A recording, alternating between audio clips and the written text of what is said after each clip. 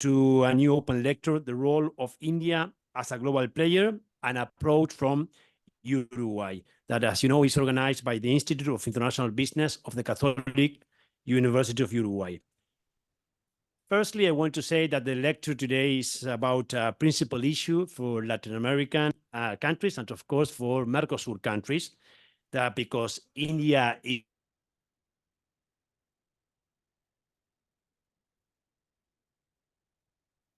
we have today a great panel that is conformed by Ambassador of Uruguay in India, Alberto Guani, Raúl Villamarín, that is the Vice President of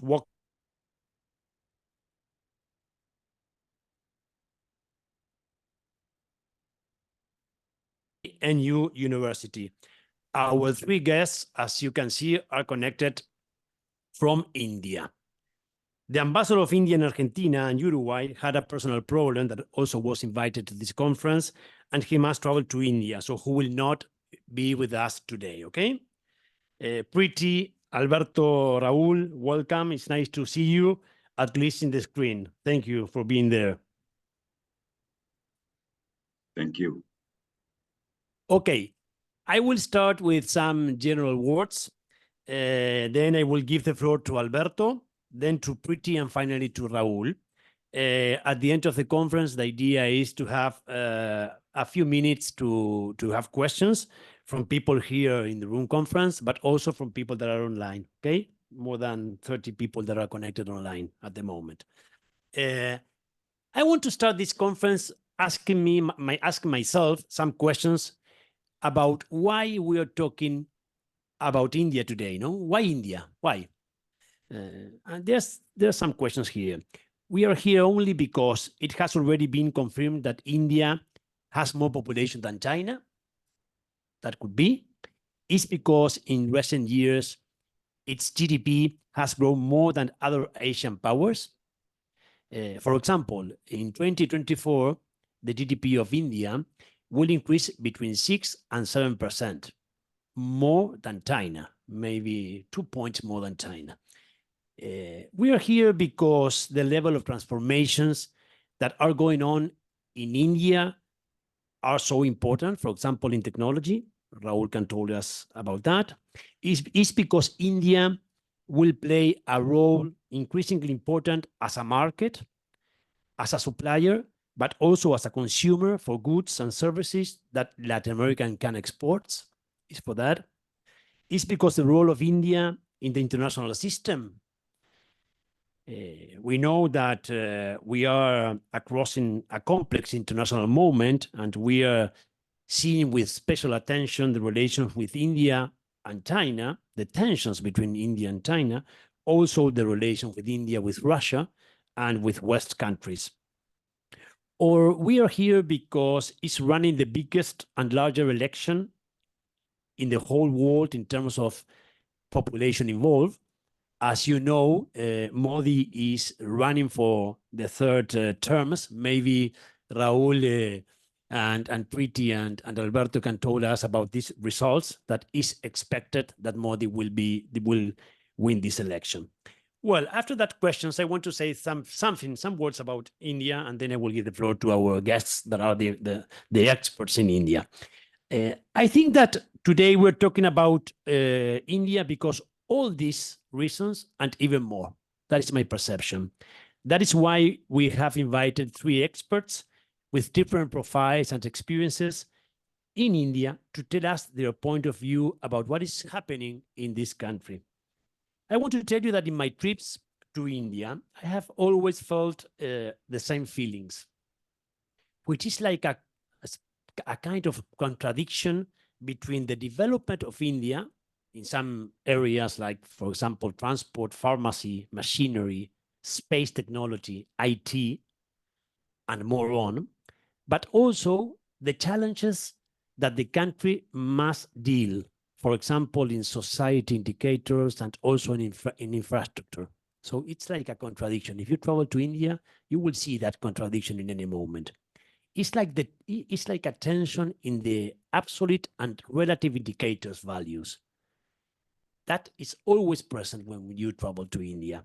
But also, there is a central idea That is the amount of business that we can see and that exists in this country. It's so big. There's so many business to do there. So we need to learn more about India. And that is why I wonder if Latin America and Uruguay specifically, we can talk about this with Alberto, has a strategy with India. We have a strategy with India, but India is looking to Latin America. Maybe Pretty can respond to this. India has a strategy with Latin American countries. With Uruguay, we are so small. We don't know if we are so important for India. But we know that China has a kind of a strategy with Uruguay. Why India hasn't? So we have to discuss about that. I always like to say that in the case of Uruguay, for example, when we talk about trade, it is reasonable that we export less than $100 million to India. That is a country of 1.4 billion people living there. We need to export more, but it's not easy to export to India. And of course, in the case of Uruguay country and other countries of the region, what we know is that we export only a few products to India. It's really a trade that is concentrated in a few products and maybe a few companies. And we're talking about a market that today is bigger than China. And if we see our trade with China, it's our main destination of exports. It's our main client in imports as well, maybe after Brazil, sometimes before Brazil. So that is a bit strange. In the case of the imports of India, things are happening. There we can see a lot of several types of products that Uruguay imports from India, especially in technology, in machines, in cars, among others. Our trade with India is negative. So India is selling to Uruguay a lot of products that we also buy to China. So it's like a kind of competition between China and India in this market that is very interested to talk with our panelists. I can see really a lot of opportunities in India, but we also must to recognize that doing business with India is not easy. That is a closed economy where it's difficult to trade. For example, decisions of India in the context of COVID or in the war of Ukraine push this country to close the exports for some agricultural products. For example, the case of the rice. But also, until the present, India is a closed economy in some foreign investments. So it's difficult to do business with India. That's true. We also look with great interest the negotiation with India with Peru that is running for a free trade agreement, and also with the European Union, because maybe India is changing. Pretty will confirm this, and Raúl and Alberto. India is changing. India is going to be a more open economy in the next years, because as we know, the agreements that India closed with the region are very limited. For example, the ones of Mercosur and Chile. It's not an agreement that gives us a lot of opportunities, at least business possibilities. So finally, because we want to hear our guests, I want to provoke the panel with some questions, no? That I am sure they will respond in the next presentations. What level of reforms are taking place in India? A recent article of The Economist shows us that the reforms and changes that are going through in India are similar to the ones we saw in China. But this article also shows us that the path of development is totally different. So we are not going to see in India the same we saw in China. The Economist article 2 weeks ago. Another question, what role will this country play on the global stage in the coming years? India will open more faster its economy in the next years to trade, investments, to cooperation. What role will Latin America play in this relationship? It's for India, Latin American in the agenda. It's Mercosur in the agenda. India and China will compete more in Latin American region? I'm for sure this race is already started, no? China and India are competing already in Latin American. How can Uruguay deepen the relationship with India and benefit from more investments, trade, and cooperation? Why India? This is a question difficult to answer, but why India has an embassy in Paraguay and not in Uruguay? Why? India opened an embassy in Paraguay, but we don't have an embassy of India in Montevideo. We have to contact Buenos Aires. That is a bit strange. And it's a difficult, maybe Alberto can help us in this. So for now, I will stop here and I will give space for our international guests. And in first place, I want to give the floor to Alberto, that is our ambassador, the ambassador of Uruguay in India, and he helped us to organize this conference, and he also is pushing to deepen the relation between Uruguay and India. So, Alberto, it's a pleasure to welcome to the Catholic University, and the floor is yours. Thank you. Thank you, Ignacio. My greetings to Priti and to Raul. I would start by saying that it is necessary to assume that India is already a global player. This status was recognized especially after India G20 presidency during last year, and the fact that this country alternates with the major global players in today's world is also another proof. India has grown in a spectacular way during the last years, and presently it is already the fifth economy in the world, and in this product of a steady process which receives an increase of almost 77% per year. Right now, the trade of India with South America is $50 billion, and the projection is to double it to $100 billion by 2030. This means the opportunities are immense. Uruguay celebrated last year 75 years of diplomatic relations with India.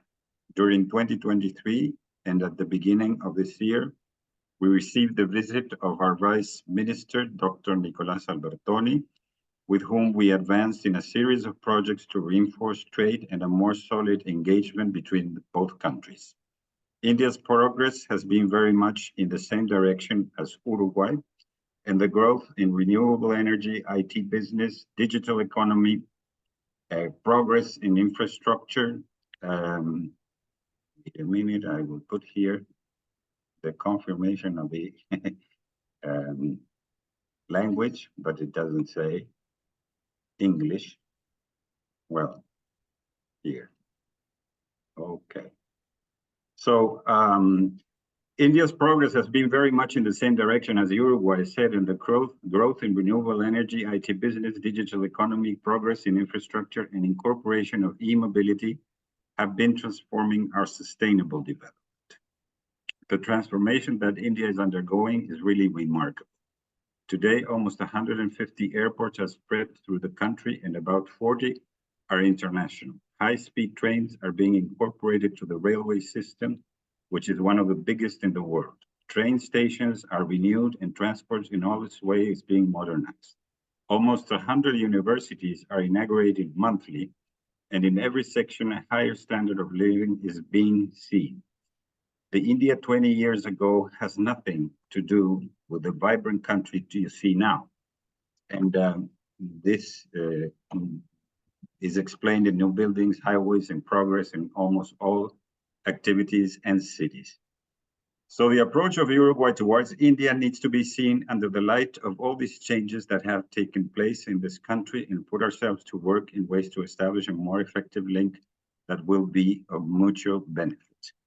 Now, addressing some of the issues you have put on, Ignacio, I would like to respond, first of all, what has to do with the bilateral trade. The bilateral trade is really, really very, very low. I mean, in comparison to other countries of the region, I would say we are very in a distant manner. I understand that India, more or less with Brazil, has almost $7 billion in trade, with Argentina, almost $4 billion, and With Mexico, it goes around 10, 12, something like that. So this explains a little bit the $50 billion I was saying that had to do with the trade that India has with the region right now and the projection to double it by 2030. Now, with Uruguay, we are working on a series of areas which I think will have an impact in the near future. That means, first of all, India has started importing from Uruguay wood.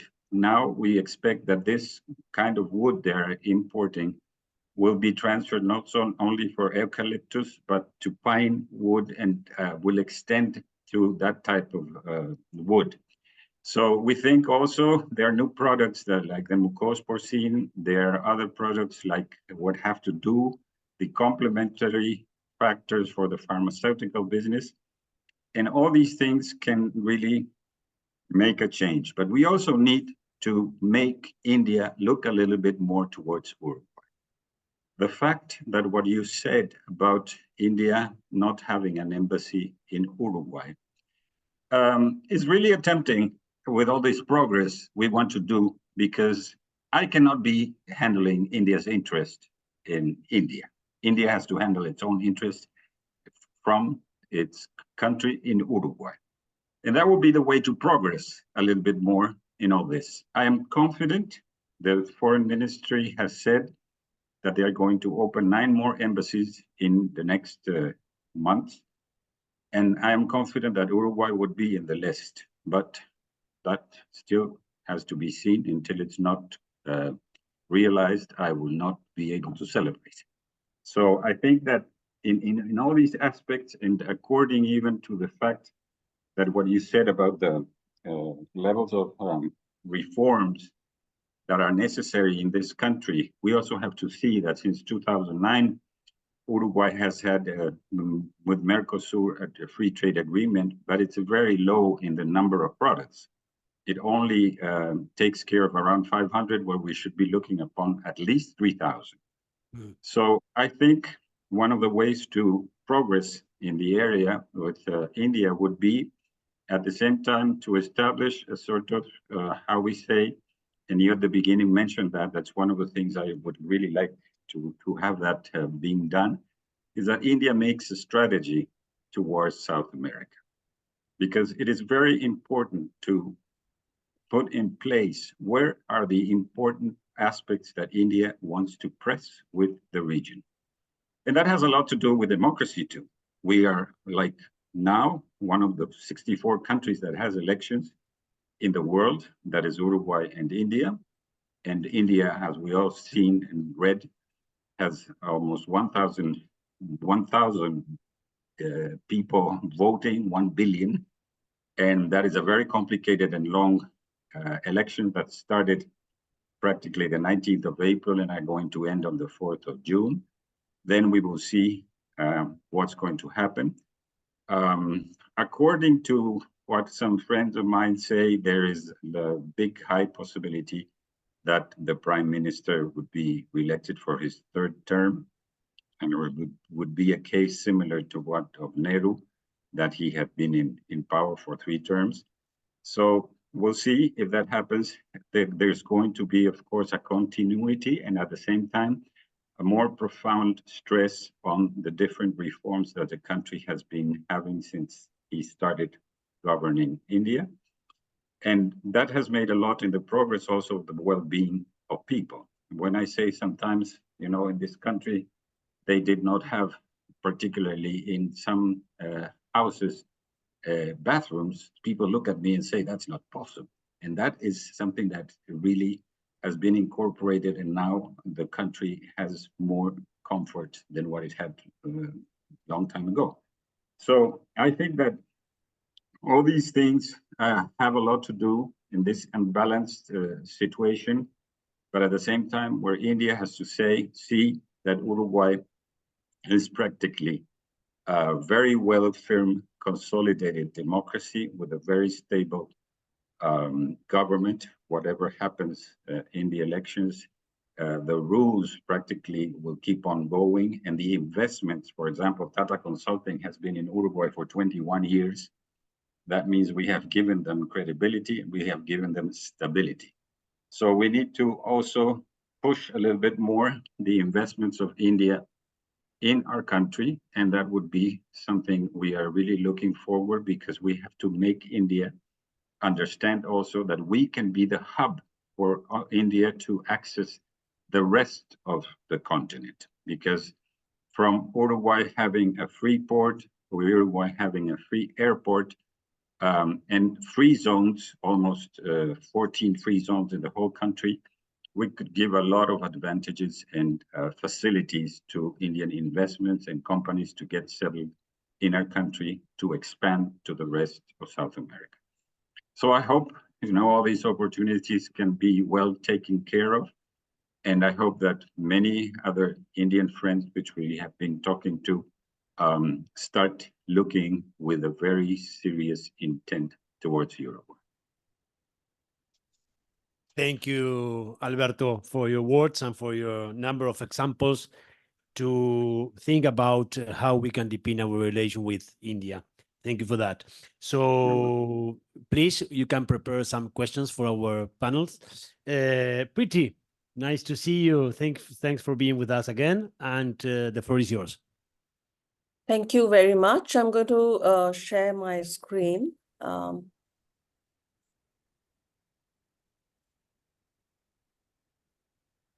Okay. Perfect. So to begin with, I would really like to thank you, Ignacio, the organizers, Ambassador Guani, for having invited me today. It's a pleasure to be here. I'm going to be talking more about Latin America, India, or rather the potential of trade and relations of Latin America, India, with a particular focus on Uruguay and what are the challenges. If we look at there are, of course, the dynamics of India's relations with Latin America have been changing, and ever since its independence. So we can divide India's relations with Latin American countries into three eras, and I add a fourth. The first era has been called by many scholars as one of bare acquaintance, or some call it distant acquaintance. Just to say that scholars, the countries were barely acquainted with each other. That is from 1947 to about mid-1960s. The next era is one of solidarity. This is from mid-60s when, especially with the idea of tercermundismo or third worldism gaining ground at this time. And it was also the period of the non-alignment movement gaining ground in India. But it is really the third period, which is the era of strategic engagement, which starts from the mid-1990s, that we see a gradual, and I stress on the word gradual, transformation in our relations. So a period of strategic engagement. But scholars, when they talk about Indian foreign policy, generally talk about an era of energetic diplomacy from 2014 onwards. And I think in which we can also include India's relations with Latin America, a change that we see. And I'm going to be talking a little bit more about that. So when we talk about India's diplomatic relations and even economic overtures towards Latin American countries, it's relatively recent. And I have divided into two, at the multilateral level and at the bilateral level. And at the multilateral level, India has been part of several international fora like BRICS, IBSA, BASIC, focusing on different kind of issues, mostly as you see in the first decade of the 21st century. And of course, there are other groups like G4, WTO, UNESCO, G20, where many of the other Latin American countries, apart from Brazil, which is most dominant in G20, Argentina, Brazil, Mexico have been members. Apart from that, India has a PTA, as I think Ambassador has already mentioned, with Mercosur, and it has also made overtures toward the Caribbean community. There is India-SICA cooperation. It's been an observer in the Pacific Alliance from 2014. At the bilateral level, India has strategic partnerships with Brazil, Mexico, and Argentina. It has a preferential trade agreement with Chile, and it's negotiating a special free trade agreement with Peru. I think the next meeting is scheduled for June of this year in 2024. And we can see that in the last decade, that is from 2003 to 2023, trade between India and Peru has increased from, I think it was 66 million in 2003. It has gone up to 3.68 billion in US dollars. But some of the criticisms that we see in India of relations with Latin American countries, especially scholars and of course even diplomats have been pointing out that India has either deliberately or some say unwittingly, it's been selectively engaged with some of the few larger countries in Latin America, namely Argentina, Brazil, and Mexico. Because of course, these three countries have been members of the G20. India has signed strategic partnerships with the three countries, and they are also among those that have the largest trade with India in the region. Yet another point of criticism to be noted here is that many scholars point to the lack of interest that India has been showing in the last few years in expanding its bilateral relations with individual countries in Latin America in order to make its relationship more meaningful. And some observers have pointed out that most of the Indian ministerial visits to Latin America have been more to multilateral events and not as many to bilateral events. In fact, it's either for IBSA or BRIC summits, Rio +20, G20, etc. Even a prime minister, I think in his last 2 terms, has visited something like 66 countries in the world. He's been very proactive as far as foreign policy is concerned. But for Latin America, I think there were listed just 3 to 4 countries that he had visited. But I should also like to stress that things have been changing now in India. There are more visits at the ministerial levels, and this is very, very recent. For example, the External Affairs Minister, Jaishankar, for the first time, a foreign minister of India was going to many of the Latin American countries. So for example, in 2021, he visited Mexico. He went to Argentina, Brazil, understandably, of course, in 2022. But as was pointed out, he also went to Paraguay in 2022, and he opened a new embassy. An Indian embassy was opened in Paraguay. And so the question of why not Uruguay? Uruguay has not been one of the visits that he has made. In 2023, he visited Guyana, Panama, Colombia, and Dominican Republic. So this points towards the fact, I'm just trying to highlight the fact that he has visited some of the smaller countries in the region as well. So if he's visiting the smaller countries, where is Uruguay for India? Now, Uruguay, of course, it has had diplomatic relations with India since the late 1940s, but the first embassy was opened in 1960, but India has yet to open a full-fledged embassy in Uruguay. Secondly, an important dimension of relations for Uruguay and India is its interaction at the multilateral fora. And both countries have agreed to strengthen each other, support each other. Sorry, it keeps shifting. Support each other, globally at the global level, whether it is the United Nations or even at Mercosur, the regional level. At the bilateral level, let me say that, India has signed, I think I'd like to make this point out here, that India has signed, as I was talking about, a PTA, a preferential trade agreement with Mercosur. However, Uruguay's foreign policy is not restricted to Mercosur because Uruguay has been trying to engage directly with countries in Asia Pacific and also perhaps the Indo-Pacific. And in fact, it has even requested membership of the CPTPP. The Comprehensive and Progressive Agreement for the TPP, of which Mexico, Peru, Chile are already members. So at the bilateral level, the frequency of government level interaction between Uruguay and India has been increasing, and it has resulted in Foreign Office consultations being established since 1999.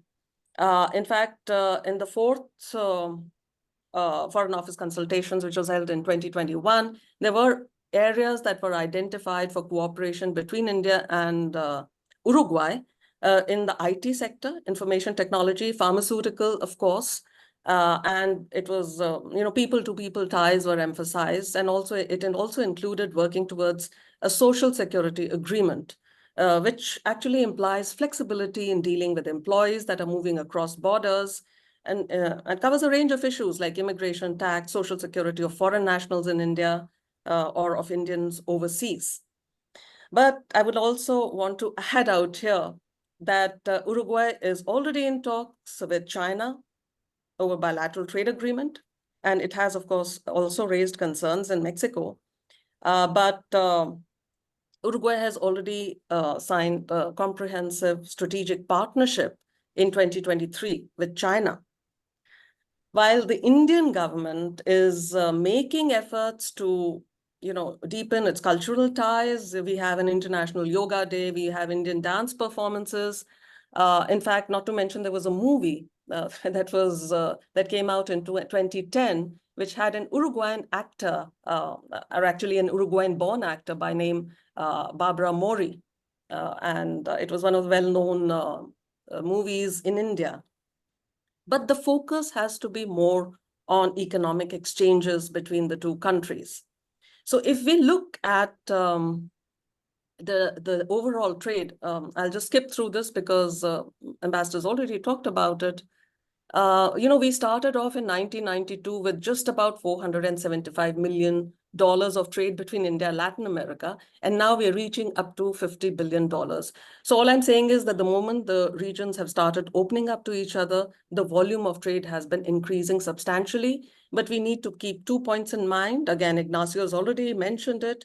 One, that only a few of the larger countries from Latin America have been the top exporters to and importers from India. So for example, in 2018, this is of course 22-23 figures that I'm showing you, but in 2018, 57% of Indian exports to Latin America had gone just to Mexico and Brazil alone.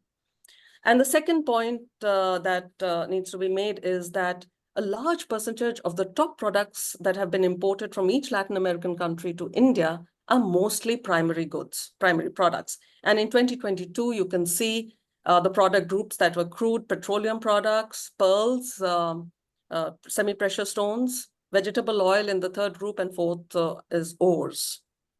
So basically Latin America, on the other hand, and this is just some of the top 25 commodities that were imported by Uruguay along similar lines.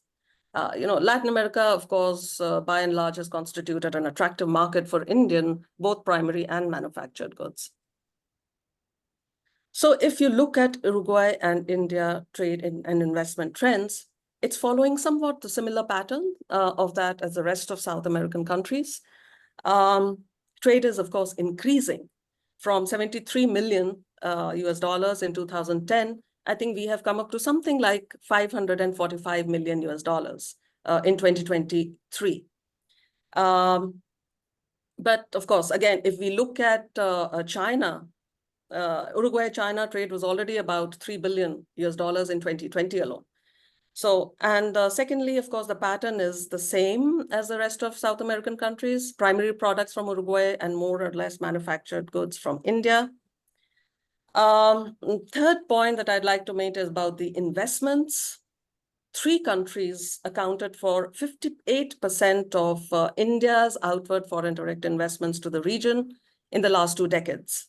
That is Brazil, Colombia, and Mexico. And for Uruguay, I think about 9%. If it was 32% for Brazil, it was 9% of investments that were going to Uruguay here. Not so bad, it seems. But yet, unlike most of the countries in Latin America, Uruguay does not have a trade surplus with India, which is something different because most of the countries in Latin America do have a trade surplus with India. In fact, out of the figure that I mentioned, 545, as you can see, 401 million US dollars were imports from Uruguay, and only about 143 or so were imports from Uruguay to India. Lastly, again, the same point that I was making a little earlier about India having a preferential trade agreement with Mercosur. So a large proportion of the intra-regional trade takes place within Mercosur and therefore is very important for India. But if you look at when Mercosur was established in 1991, the top trading partners for Uruguay were US, Argentina, and Brazil. For Brazil, it was US, Argentina, and Germany.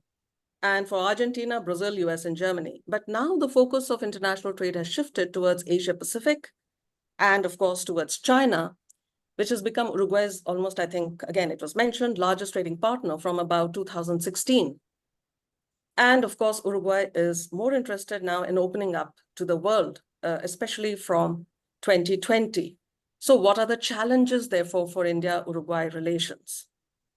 As a small, open economy, given its geostrategic location, Uruguay is vulnerable to changes in the global market, requires strong economic policies. India, of course, already has a PTA with Mercosur, but most of the imports from Mercosur have been in crude oil and in soya. It has yet to sign an FTA. And whereas India already has FTAs with other countries like South Korea or Japan, of course, but not with Uruguay.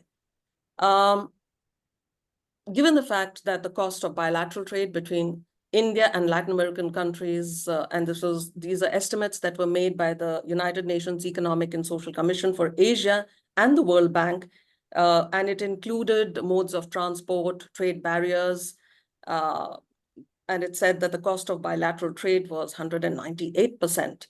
So it's really very high. And average of India tariffs on Latin American and Caribbean agricultural goods is much higher than China's.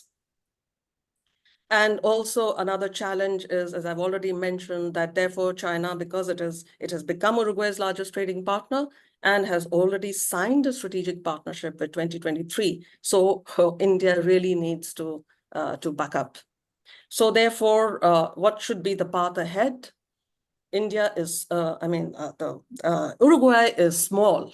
It's, despite that, it's egalitarian. It's an equitable society with low levels of poverty, unlike India, and high income per capita, again, unlike India. So it seems to also be following what is called the active non-alignment option, which is highlighted by one of the recent books that had come up with by Jorge Hein and Ominami. For me, this implies a practice of increasing its interaction at the bilateral level, which is also true for India, because I feel that India also needs a multi-pronged strategy in Latin America. There's nothing wrong in emphasizing bilateral relations without ignoring multilateral issues that bind many countries together. India and Uruguay can be cemented through a strategic partnership that India has already signed with three, of course, the larger Latin American countries. And the significance of a strategic partnership, I find, is in their flexible nature, because India's relations with each partner may vary. It can be issue-based. So what India and Uruguay really need is their own set of specific agreements that identify common strategic goals and give them the flexibility to make them operational.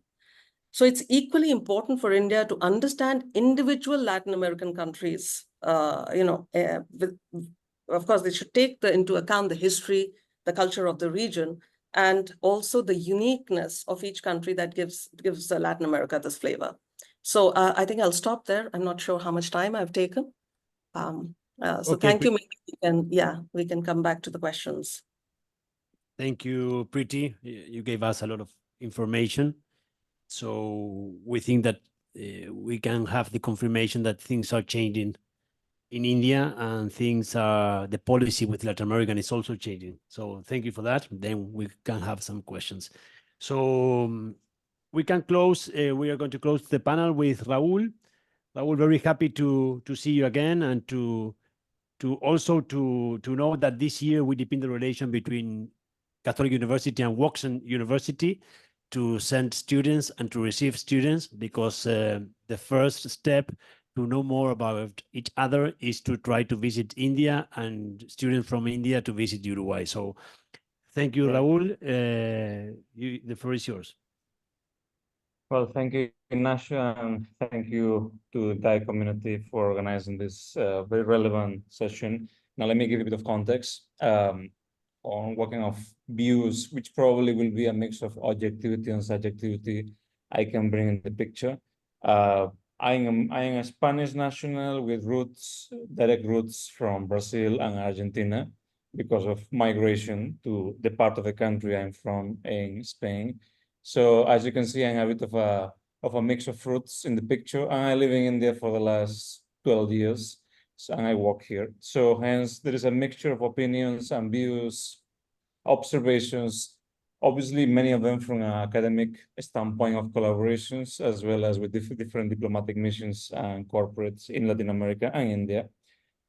In our experience, primarily my personal experience in Latin America, India has been very strongly collaborating with obviously Brazil due to various reasons, Mexico and Colombia as well, Argentina too, and Peru is work in process when it comes to different corporate and as well as academic collaborations. Now, you may wonder, numbers, trade, as well as other aspects are very relevant. There are various abstractions which are present. One of them is the folklore, the industry when it comes to music, movies, as well as language, which actually will create those correlations much stronger and will then have ramifications into the business world. If you ask, because as you know, Ignacio, one of my areas of focus at the personal and professional level is the area of generative and immersive technologies. Then also that's one of the areas where this South-South collaboration between India and Uruguay, despite the distance, can be quite strong. Now, let me just drop some points because most of it has been covered. I don't want to really repeat it. And in the interest of time, there are key areas where these two regions can really collaborate despite the size and of course, India having different numbers as it has, which is quite astonishing always. One of the core areas is agriculture, and I'm not talking about the production of agriculture, but I'm talking about the joint technological development of agricultural crops, as well as export and import later on. The other part is the IT segment. As you know, India is one of the strongest countries globally, and all the outsourcing and BPOs come to India anyway. So that's one of the core areas that India exports. The third area will be renewable energies, and more importantly, energy transition. And this will not be a collaboration only between India and Uruguay. It will be a collaboration between India and Uruguay towards targeting the Middle Eastern region and that belt, where actually they want to do a very aggressive energy transition towards renewable energies. And they're looking for partners, but they're not getting partners because they cannot depend on the EU or the US or Canada. So they're looking for new avenues of collaboration. The fourth aspect will be the pharma industry, the healthcare, which is a really quite aggressive aspect, particularly both on the drug manufacturers in Uruguay as well as in India. And lastly, the food processing, and that is combined by the startup ecosystem which exists in the country. Now, these are some of the industries. Sounds very good on paper, nice to do trade, nice to throw numbers, but the reality is, what is India's core strength at the ground level? Number one is the startup ecosystem, particularly in certain cities. Now, India has a very concentrated startup-based cities where they nurture unicorns, they nurture this kind of next generation startups to export as well as develop internally. Secondly, India has a really strong e-commerce and fintech industry, one of the strongest in the world, if not the strongest. Now, when you look at it, if you travel and you try to do digital payments, you will not find any country in which digital payments are as easy as it is in India and as smooth as it is happening here. That's an area of joint collaboration that happens quite actively. Surprisingly or not, India has already started targeting Brazil when it comes to these particular arenas. I recently was in the Web Summit in Rio, in Brazil, and there were several Indian companies in the digital payments arena, Paytm among others, presenting their products to start the service in Brazil, as well as starting the service in Colombia. So digital payments is quite an area that they really want to push for, and that links back to biometrics, aviation, transportation, and the like. Another area of quite a strong arena, which I think even Uruguay has a quite a stronghold, is the digital infrastructure when it comes to managing public sector, managing and basically society at large. And that's one area where India has the infrastructure, but unfortunately, India, because of sizing and different other circumstances, India has several issues, as Priti mentioned, when it comes to poverty ratios and the like. So it's a difficult area to manage. There have been attempts to it, to manage population, to digitalize population, to digitalize records and biometrics and other details. But obviously, it's not the same managing a country with 10, 15, 20, 40 million people than managing 1.7 billion. So hence, there are different difficulties there. But there's always an arena of active collaboration that happens. So the technological side is definitely one of the areas, if not the area, where Uruguay can really play a very strong role to pitch and be the partner for it, before other bigger players like Brazil, Argentina, and the like are already there in the ecosystem, come and take that piece of the pie. But a very important aspect before I conclude, and again, I go back to my first point, is the cultural aspect. We tend to normally ignore and think that the business aspect always is more relevant than the language, than the folklore, than the correlation among individual and humans. I'm a psychologist. I can tell you, I'm not seeing any correlation between India and a foreign country unless there is an interpersonal relation, which happens at different other levels. And then comes the business side. Because in my personal experience with India, working here, Indians need to trust you, and they need to rely that you are trustworthy in some way. I'm from Spain, hardly trustworthy. Spain is not a very trustworthy country. But jokes aside, Indians do really look for that one-on-one collaboration first, and then comes the rest. If it does not happen, it will never occur. And as Ignacio mentioned, on our individual level, it's a very important move that UCU students come to our university and vice versa. And because we have seen that bilateral movement between Indian academic institutions, corporates, creates a strong correlation. And that's what ultimately lands into other arenas, which as areas of expansion, as even Priti was mentioning, and Alberto as well. But primarily, and I tell you from first-hand feedback, India's digital payment infrastructure is already entering Brazil, is already entering Argentina. I'm talking about companies like Priti and Alberto will know for sure, Ignacio may know, Paytm, PhonePe, and the like. All these apps are going to be launched in Rio and Sao Paulo within 2 months. Now, it is high time that Uruguay starts pitching for that kind of digital infrastructure before that expands across other Latin American countries. So it's ahead of the curve. So this is an example, which I know firsthand, but of course there are several others. But regardless, Ignacio, I think this between the three viewpoints that you have combined really very well for this panel gives a very holistic idea of the collaborative avenues that we can have. Thanks, Raul. Really valuable information to understand more about India and Latin American relations. So, okay, we had 3 excellent presentations about India with a lot of questions, I imagine, here in public. So we can open the floor. You have some questions for our panel? Hands? Ahí hay una. Let's go.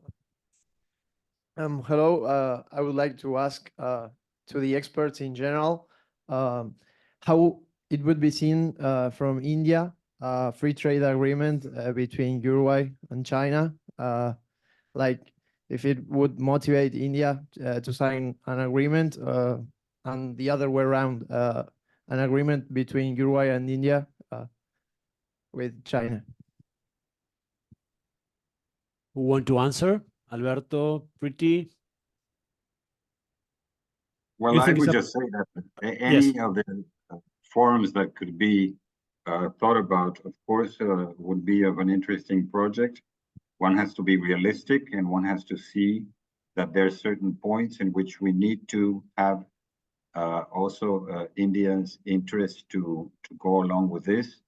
I had a meeting with the Minister of Culture and Foreign Relations, Menahem Leki, almost 2 years ago, where she was the one who stated that India would have no problem of establishing a free trade agreement with Uruguay. So, I mean, there are a lot of possibilities that we can think about, and I think that they are all in a line of what more or less has been expressed.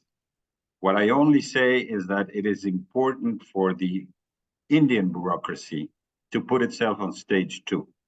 Because when we were talking about IT, we also have to know that Uruguay is the biggest software producer in South America, and where we have most of the biggest IT companies already settled in Uruguay.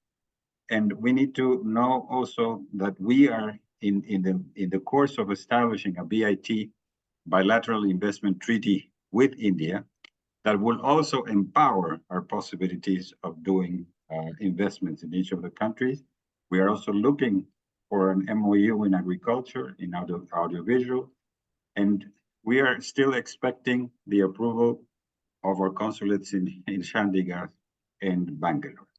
So, I mean, we put all that in the line of issues that we need a response, and a rapid response, because I think sometimes bureaucracy is the one that stops the progress in certain advancements of the relations.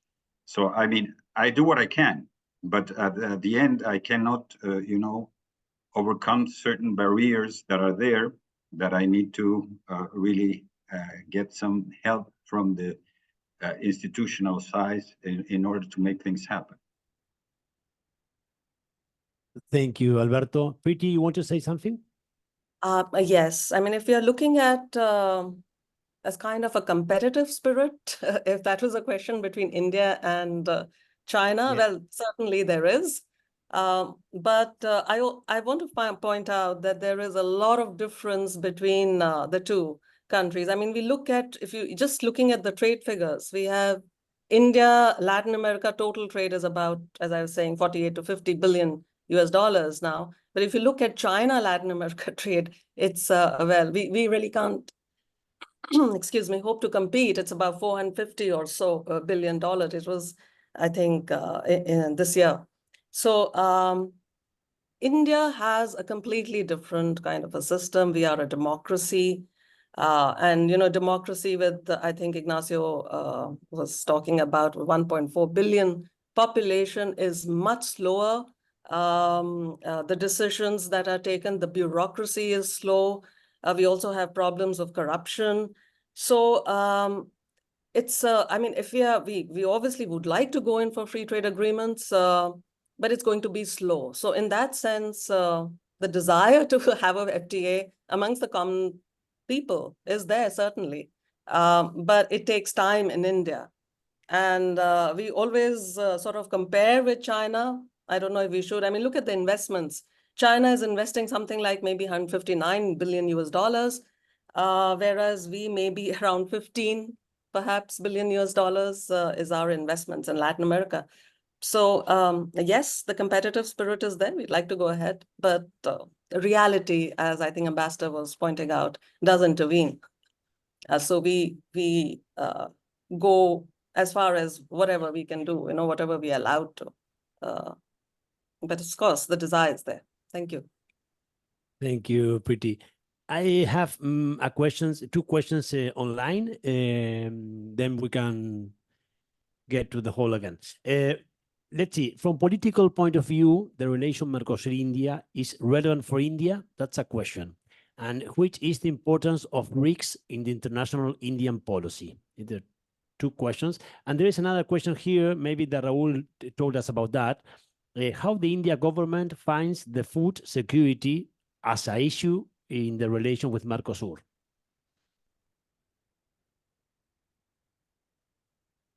Ignacio, could you repeat that question? I didn't quite get it. Politics? The last one?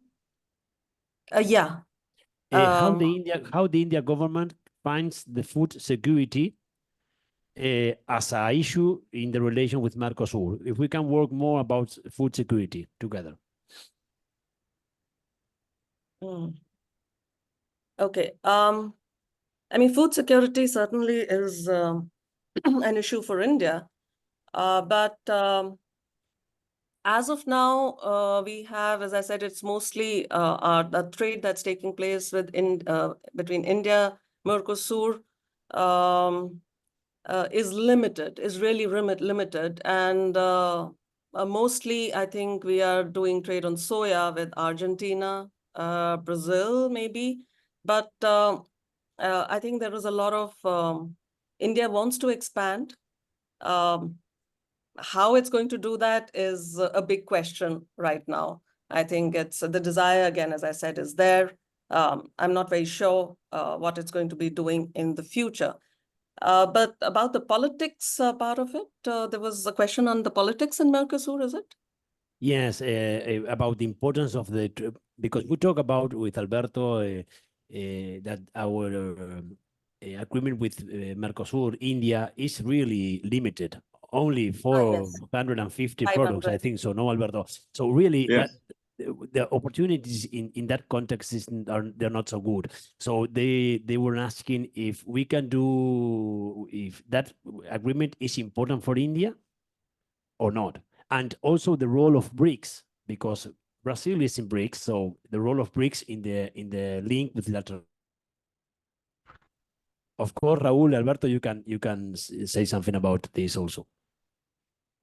No, I just wanted to take a note there in the fact that, of course, Mercosur, I think, is an issue that India has to look upon it with the importance it will have in the future. I mean, India is a producer of food right now, but India is going to be starting to import food because it will not be possible to cover the whole demand this market has. So it will have to go to look a little bit to other regions. And Mercosur is how we called it, the last agricultural frontier in the world. But at the same time, we have the same way of seeing food security. But there are certain factors that already have made a linkage between India and Mercosur. Specifically, we say a fact that 200 million cows now went from India to Brazil. And that is a factor that now Brazil is practically one of the biggest producers of exporters of meat too. And there is a sort of high back relationship in that sense that we have to notice, but we have to see that we have to frankly speak. That's why I am very much intense with the fact that getting to have an MOU in agriculture with India would really be something important for us, because it would give us a distinctive way of looking at food production of a country with the characteristics of Uruguay, that also India cherishes a lot in the way we are doing things in that sense. So we need to look upon those issues that are very important. Then the group of countries, of course, and the interest of group of countries and how they make the evolutions, how BRICS is going on along, and how Argentina did not integrate it, and how things developed in that sense.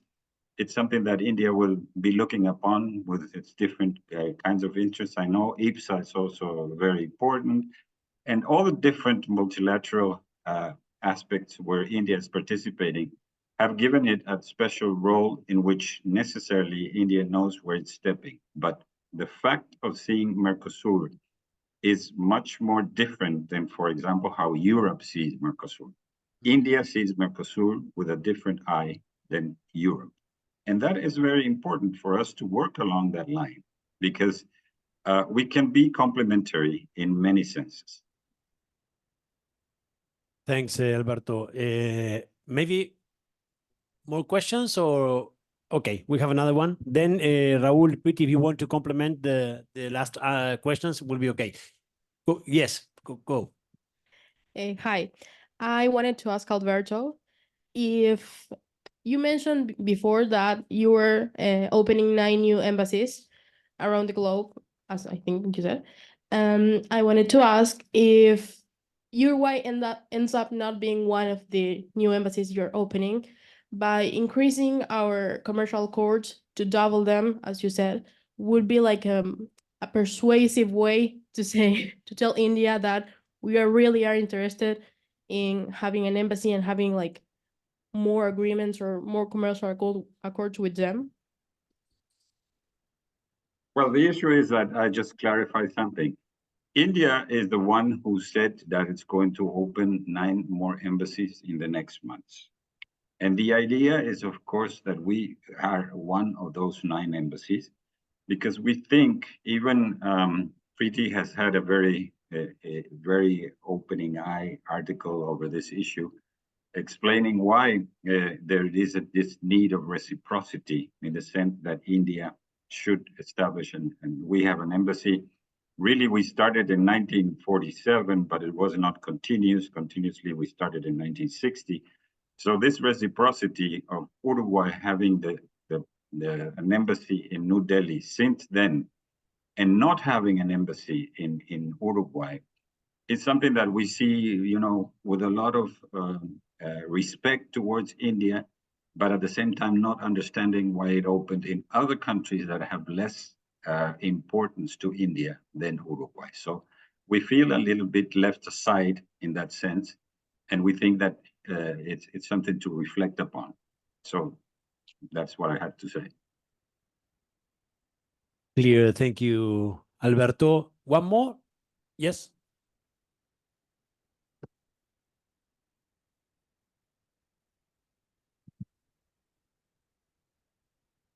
Tengo una pregunta para Ignacio. For me? Sí. Okay. Okay. In English.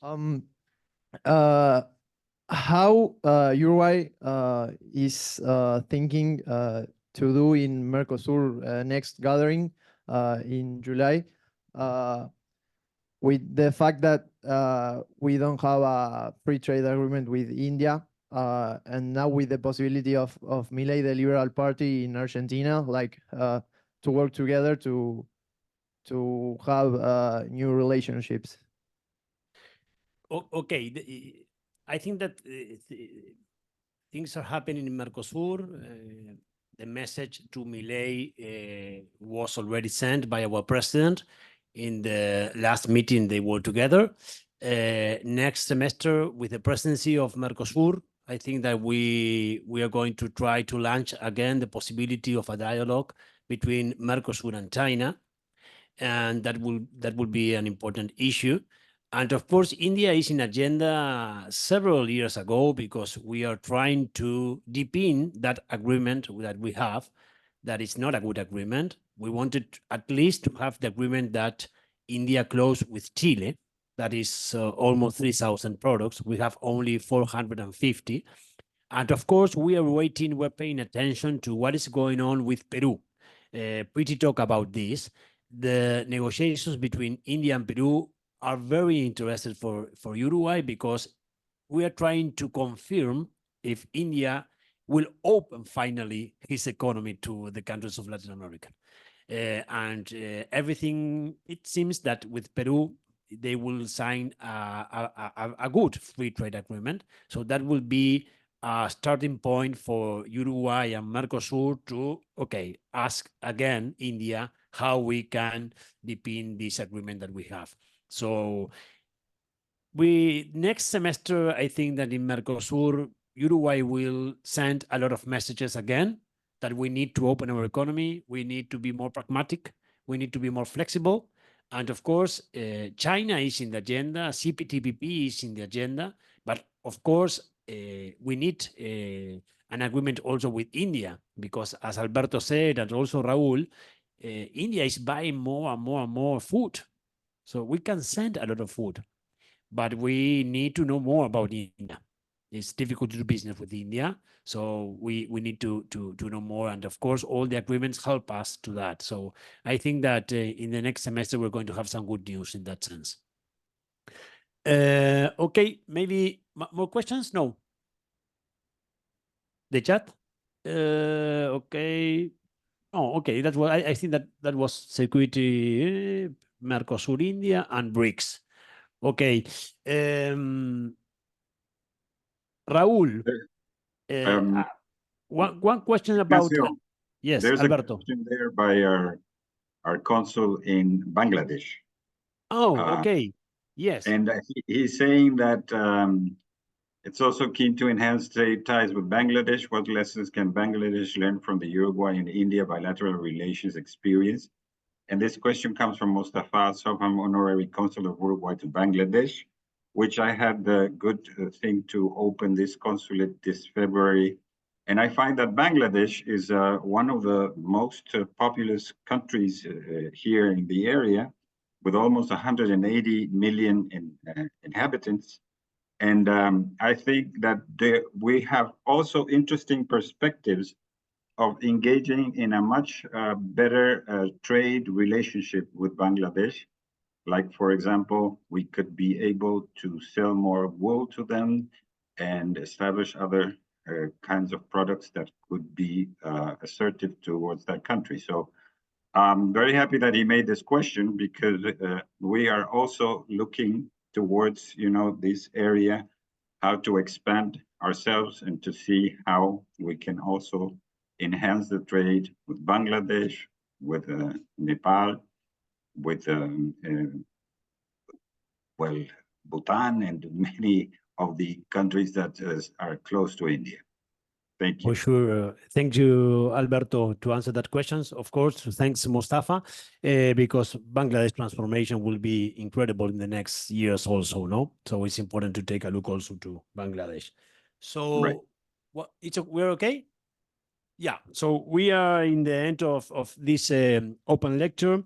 So I want to thank again to our panelists, great panelists, and with great presentations. They gave us a lot of information about the state of the relations between India and Uruguay, but also between India and Latin America. And of course, about what is going on in the transformations in India. So really, thanks again, Raul, Preeti, Alberto. Thanks for your time. Thanks for being there. And of course, thank you to all the people that was connected, more than 30 people online, and here in the whole conference, more than 60, 70 people and students. So thank you for that, and see you next time. Bye-bye. Thank you. Bye-bye, and thank you. Bye. Thank you.